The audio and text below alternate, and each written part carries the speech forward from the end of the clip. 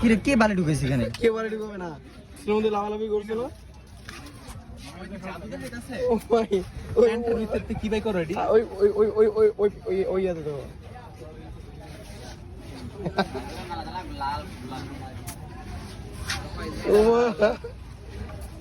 ও সেই ম্যাজিক ও শেষ হবে না। ওরে ভাই একটা ম্যাজিশিয়ান আছে না হাতে থেকে লবণ বাই করে হ্যাঁ ওইরকম হয়ে গেছে। আরো আছে